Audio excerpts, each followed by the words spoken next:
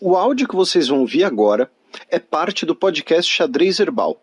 Caso vocês queiram ouvir mais sobre esse assunto e outros temas de política internacional, é só ir em xadrezherbal.com. Passemos para o primeiro bloco do Giro de Notícias. Notícia da sexta-feira passada, dia 7 de junho. Governo da África do Sul propõe Frente de Unidade Nacional.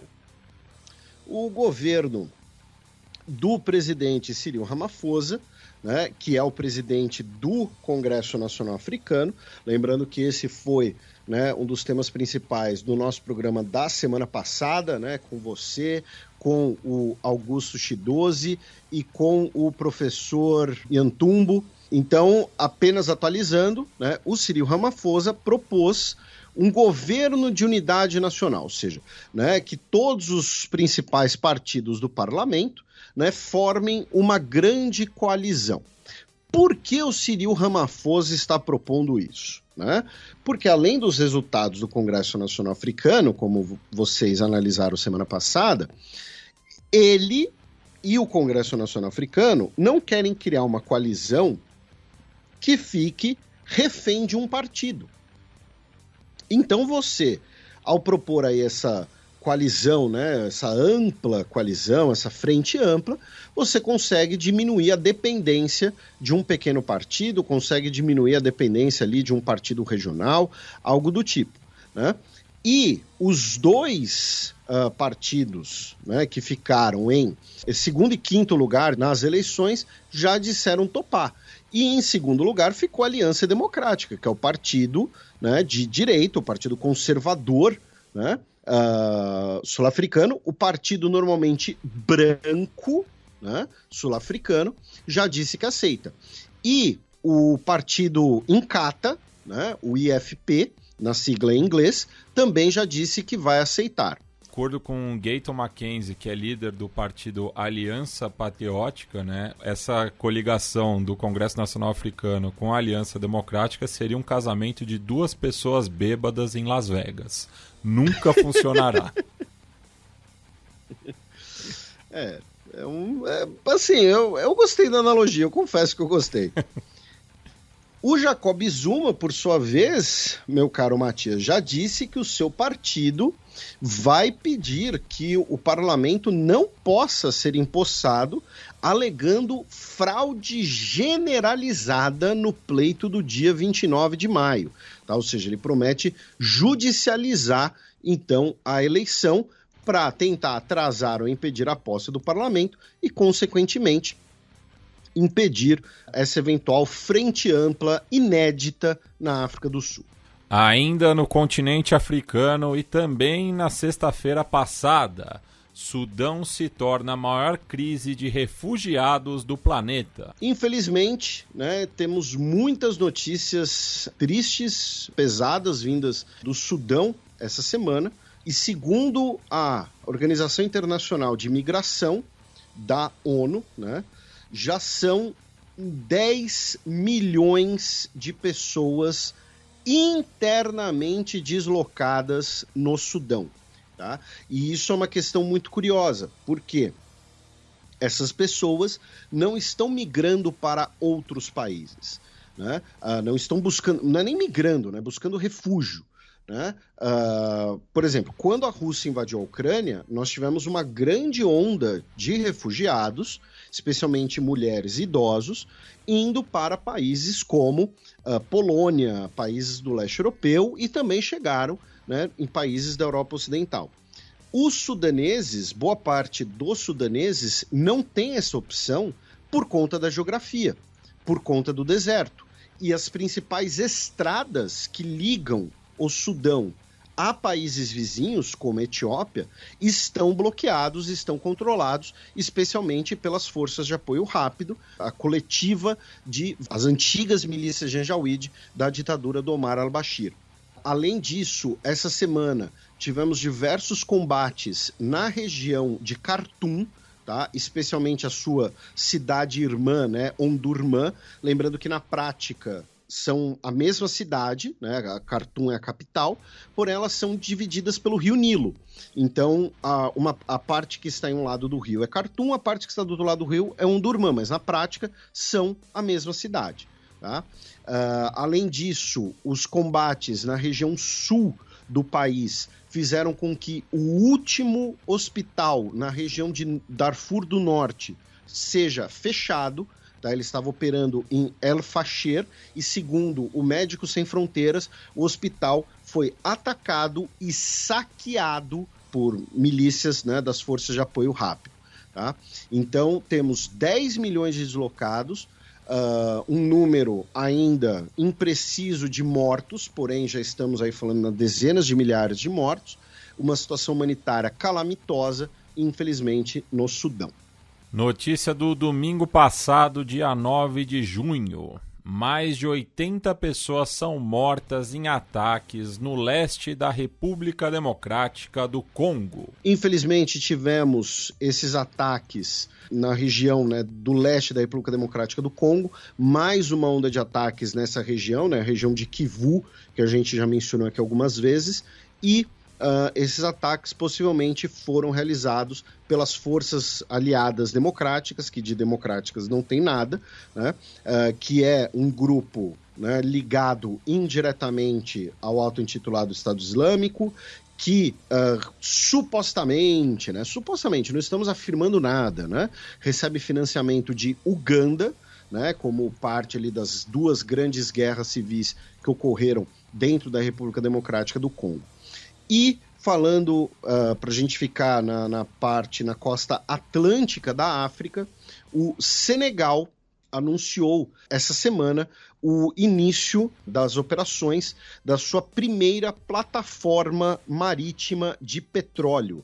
Tá? Ela fica cerca de 100 quilômetros da costa, nos campos de petróleo de Sangomar, e estão sendo explorados em parceria com a empresa australiana Woodside Energy. Esse campo de gás e petróleo foi descoberto em 2014 e o projeto é que sejam exploradas 100 mil barris de petróleo por dia ali. Também no último final de semana, Modi toma posse para seu terceiro mandato na Índia.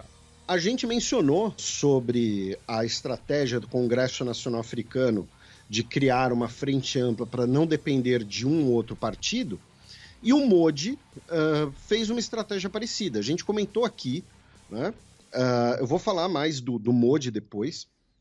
Mas assim, o Modi venceu as eleições. E aí ficou todo mundo naquela euforia de a extrema-direita foi contida na Índia, o nacionalismo hindu foi contido, né? Aquela coisa. Não foi, tá? O Modi foi o vencedor. O Modi teve um número de votos altíssimo. O Modi não teve a maioria sozinho, porém ele precisava apenas de 2 pequenos partidos, tá, para conseguir formar uma coalizão. Mas eles formaram uma coalizão então com 14 pequenos partidos regionais, vários deles que têm apenas uma cadeira no parlamento. Para quê? Para não depender de um ou dois, né? Então assim, se alguém quiser sair do governo, não vai conseguir botar uma faca no pescoço do Modi e fala, olha só, ou você atende aqui a nossa exigência ou a gente sai do governo e gera um voto de desconfiança. Então ele precisava ali de apenas algumas cadeiras a mais e colocou uma margem, uma gordurinha ali para ter uma margem de manobra, né? E lembrando também que ele só perdeu a maioria porque nós tivemos uma coalizão de mais de 20 partidos na Índia, inédita, né, sob liderança do Congresso Nacional Indiano. Tivemos então a sua posse para o terceiro mandato, que contou com líderes de 7 países vizinhos, né, como lideranças do Nepal, do Sri Lanka, de Bangladesh, né, ou seja, a influência indiana na sua região hoje já é muito consolidada. E, além disso, falando na região indiana, né, vamos para Caxemira, já que nessa semana tivemos um ataque terrorista, tá, dentro da Caxemira indiana, no distrito de Reassi, onde homens armados dispararam contra um ônibus que estava carregando peregrinos hindus, tá? Pelo menos 9 pessoas morreram. Depois, as autoridades indianas falaram que suspeitam, né, de que teria sido a Frente de Resistência, que é um grupo designado como terrorista pela Índia e é um grupo muçulmano apoiado indiretamente pelo Paquistão. E falando em Paquistão, o país recebeu uma linha de crédito essa semana de $1 bilhão do Banco Mundial para a construção da sua barragem hidrelétrica de Dassu, né, que está sendo construída já há alguns anos, está sendo construída pela China, né, um projeto em parceria com a China, são empresas chinesas, engenheiros chineses, que muitas vezes são sequestrados, inclusive, para você ter que pagar resgate e tal por grupos armados do norte do país, e o Banco Mundial abriu essa linha de crédito porque o Paquistão já não estava conseguindo cumprir, né, com os seus compromissos ligados a esse grande projeto, que é previsto para fornecer cerca de 5.000 megawatts para a estrutura energética paquistanesa. Lembrando que o Paquistão é um país que contém quase toda a bacia do rio Indo, né, que é um dos chamados berços civilizatórios,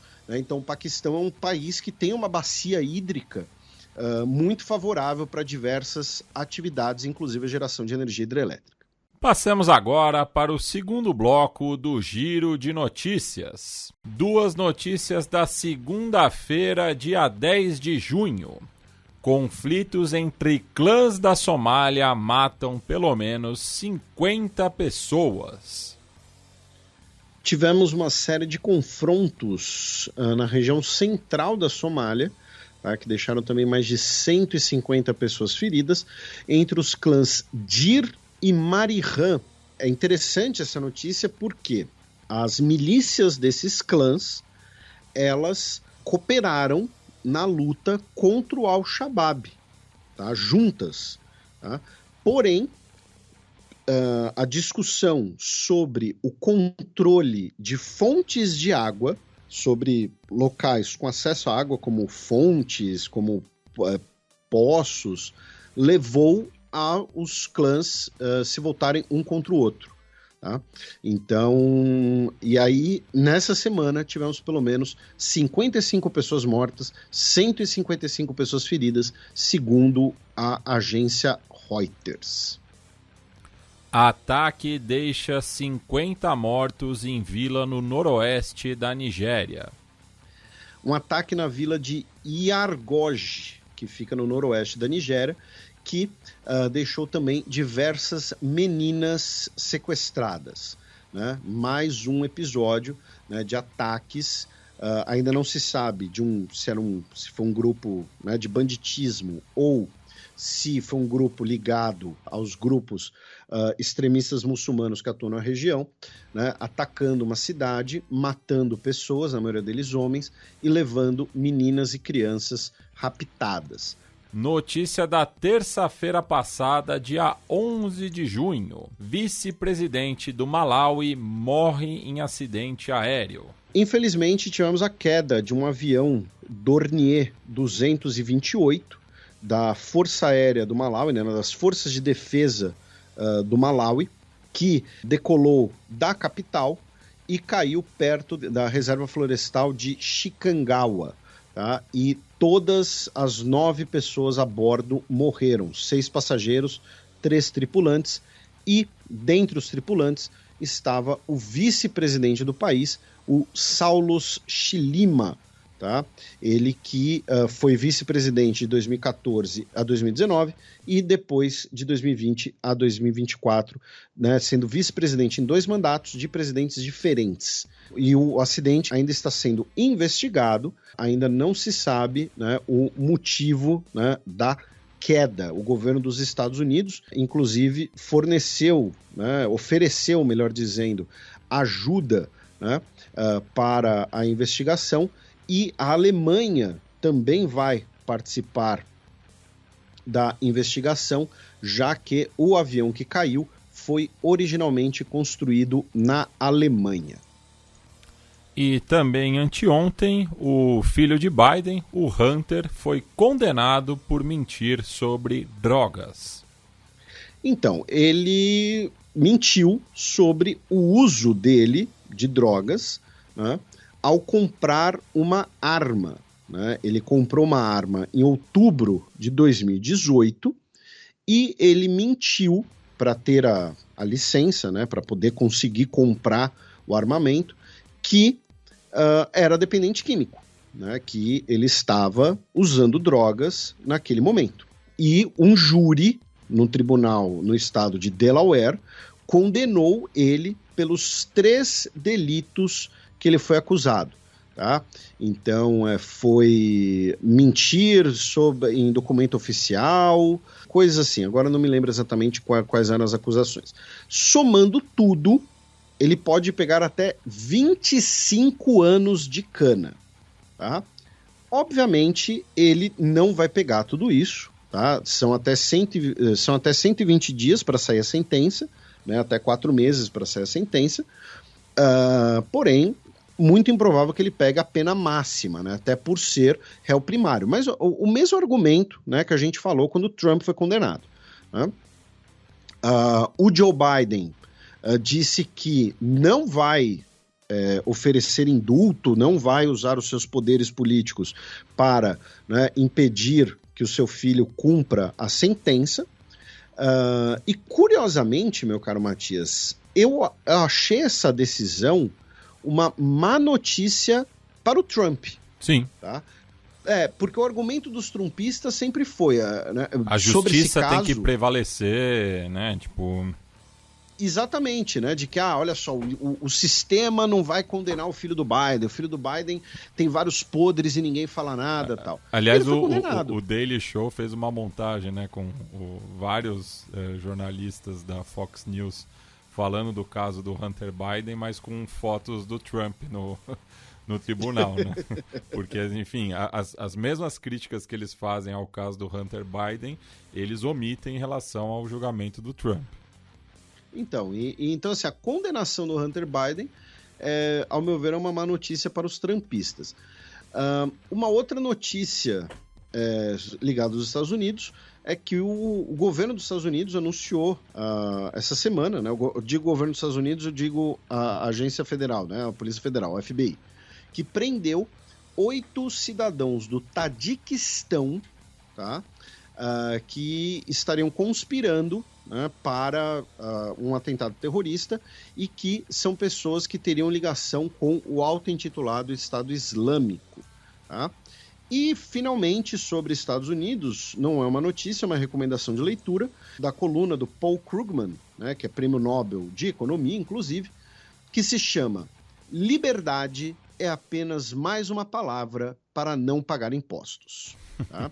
Então, ele analisa a Heritage Foundation, analisa o Donald Trump e tal. Isso também serve para um certo Javier Milei aqui perto, né? Fica a recomendação de leitura.